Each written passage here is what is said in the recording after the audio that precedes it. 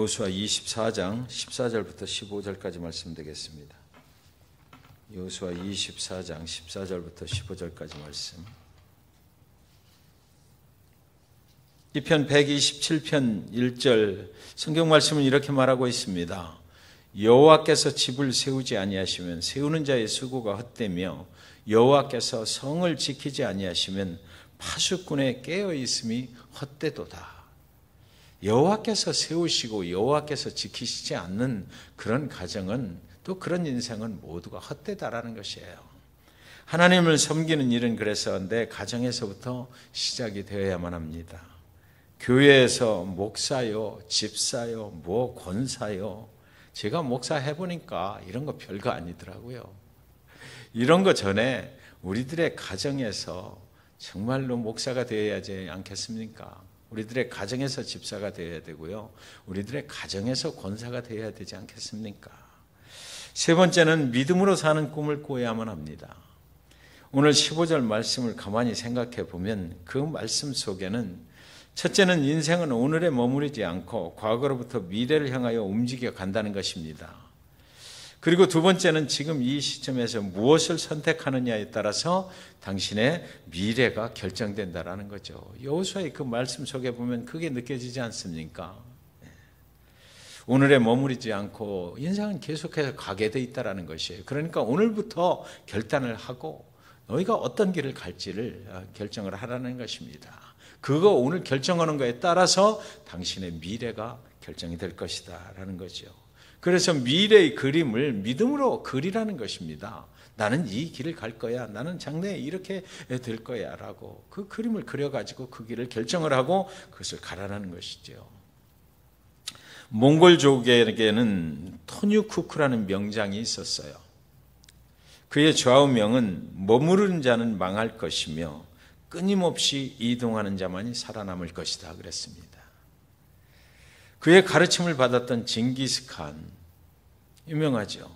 당시 어린이와 어른까지 다 합쳐서 인구가 200만도 채 안 되는 몽골에서 10만 명의 병사를 동원해서 자기들에 비해 100배나 인구가 많은 유라시아 대륙에 1에서 2억 인구를 단 30년 만에 다 정복하고 무려 150년간이나 그 나라들을 지배를 했던 사람입니다. 1995년 12월 31일자 워싱턴 포스트지는 징기스칸을 지난 1000년 동안 인류에게 가장 큰 영향을 준 인물로 선정을 하게 되었던 것입니다.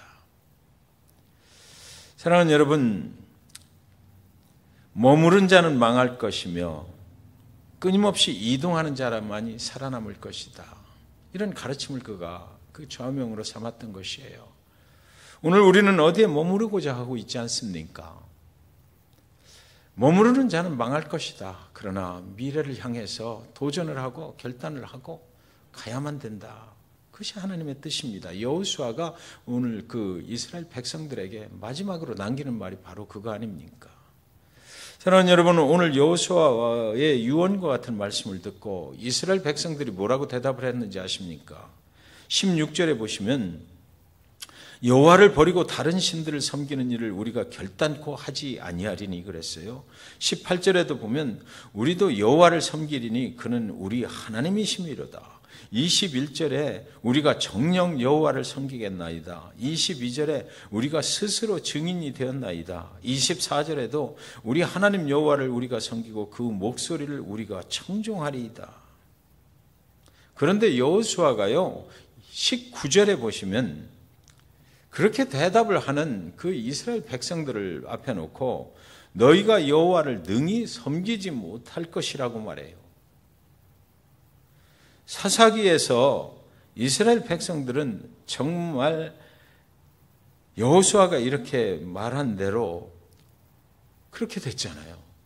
정말 여호와를 섬기지 못했어요. 그렇게 그날은 여호수아의 유언 같은 말씀에 감동을 먹어서 우리가 이렇게 하겠습니다. 우리는 여호와만 섬기겠습니다. 아멘 아멘 했을 것입니다.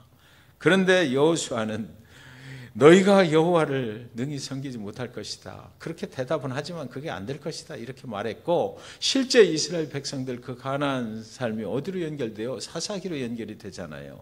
조금은 섬기다가 또 우상을 섬기고, 조금 섬기다가 또 우상 섬기고, 여호와를 이들이 말한 대로 그렇게 섬기지를 못하였던 것입니다. 죄악된 인간은 아무리 강한 의지로 믿음을 결단한다 하더라도 잠시 후에 우리는 지치고 말 것입니다. 유혹에 넘어가고 말 것입니다. 시험에 빠지고 말 것입니다. 아무리 나와 내 집이 여호와를 믿으리라 결단해도 그 결단이 무너져 내릴 수 있는 것이 바로 인간이다라는 것이에요. 요한복음 13장 37절 38절에 보시면 베드로가 가로되 주여 내가 지금은 어찌하여 따를 수 없나이까 주를 위하여 내 목숨을 버리겠나이다. 예수께서 대답하시되 네가 나를 위하여 내 목숨을 버리겠느냐? 내가 진실로 진실로 네게 이르노니 닭 울기 전에 네가 3번 나를 부인하리라. 여호수아도 그걸 알았죠. 예수님도 그걸 아셨어요. 베드로는 주를 따르기 위해 목숨까지 버리고 싶었지만 예수님은 그가 아주 그 밤에 주님을 3번이나 부인할 것을 아셨다라는 것이죠. 예수님은 저와 여러분의 연약함을 아십니다. 우리는 연약해요. 그래서 우리가 교만하지 말아야 되고 오만하지 말아야 됩니다. 그러므로 우리는 우리의 연약함을 아시고 우리를 도와주시는 예수님께 항상 나와야 되는 거죠. 2006년 5월 15일 34살의 수학선생이요 등반가인 데이빗 샤프가 네팔과 티벳의 국경을 끼고 있는 해발 27,907피트 높이에 있는 에베레스트의 조오유 정상 등반에 성공을 했다고 합니다. 올라간 거예요. 그러나 내려오는 도중에 그가 가지고 온 산소가 다 동이 나버렸습니다. 그곳은 산소 없이는 견딜 수 없는 곳이었어요. 그가 그 밤에 그렇게 그린부츠라는 바위 밑에서 얼어 죽어가게 되었던 것입니다. 그곳은 에베레스트 등반객들에게는 데드존이라고 불리는 죽음의 골짜기라고 알려져 있는 곳이기도 했어요. 해발 28,000피트에서 조그만 바위에 몸을 숨긴 채 그는 얼어 죽어가야만 했던 것입니다. 그가 그렇게 체온이 점점 떨어져 죽음에 가까워지고 있을 때 그의 옆으로는 약 40명의 등반객들이 정상을 향하여 올라가고 있었습니다. 그 시간 누군가가 데이빗을 데리고 내려가면 그는 살아날 가망성이 있었지만 그러나 그 누구도 그들이 목표로 하는 정상을 앞에 두고 데이빗을 데리고 되돌아갈 사람은 아무도 없었습니다. 안타깝게 생각들은 했지만 어느 누구도 자기의 목표를 포기하려 하지는 않았어요. 그들이 앞에 정상이 보이고 있었기 때문입니다.